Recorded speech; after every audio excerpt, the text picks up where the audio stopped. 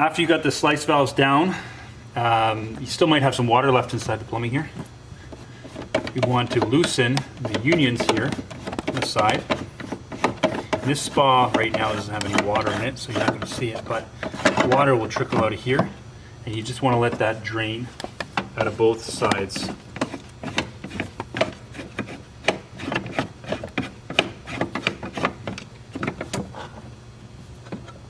Okay. Now we're going to take the cover off. So just 2 screws at the top.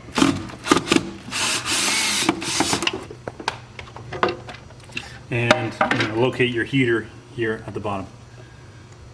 All right, now we're going to proceed with actually pulling the heater out, again with the power off. You want to locate the main connection points on the actual board. One is the power connection right here at the bottom, and you have 2 temperature sensors coming out of the heater here and here. If you follow these cables, they lead up to the top right over here. If you get stuck, always refer to the wiring diagram, which is on the back of the cover. You're going to locate J16 and J17. That goes directly to the heaters for the temperature probes, and J46 here is the power for the main heater. So I'm going to unplug those right now. They'll be pinch and pull out. There's the main power one, and I'm going to locate the temperature probes.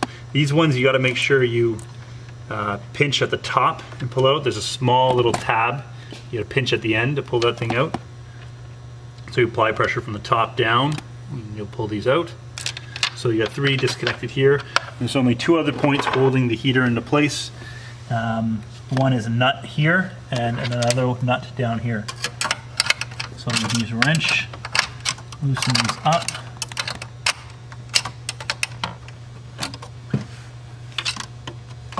And down here, and you'll be able to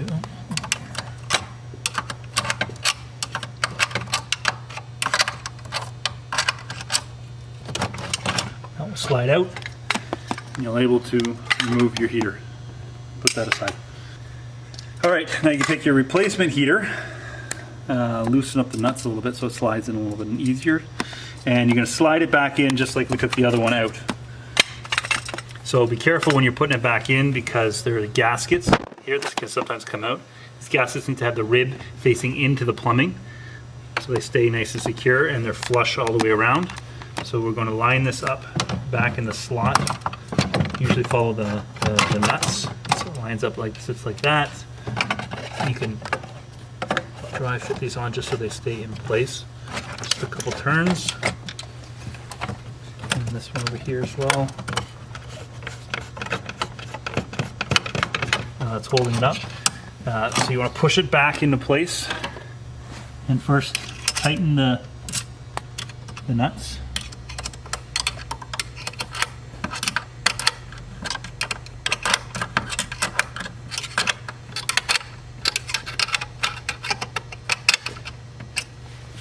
And the one at the bottom.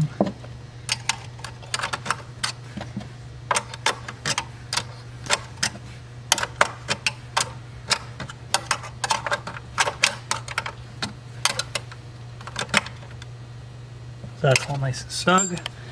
And then you want to reconnect your connections. So you've got your 2 temperature probes. Again, they go into J16 and J17.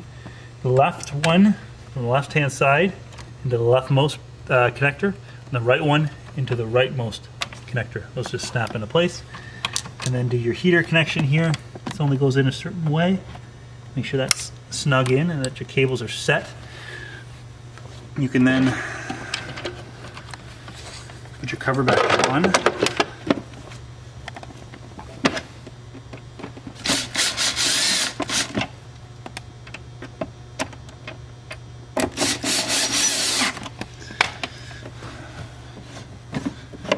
Tighten your unions, again hand tight.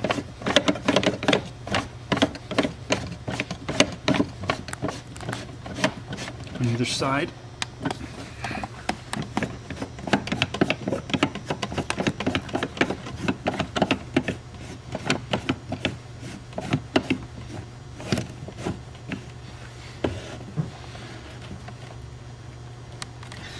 And then we did before. Slice valves, rotate, pull the tab back out of the slot. Black plastic clip back into place to hold it up. And there's one more on the other side.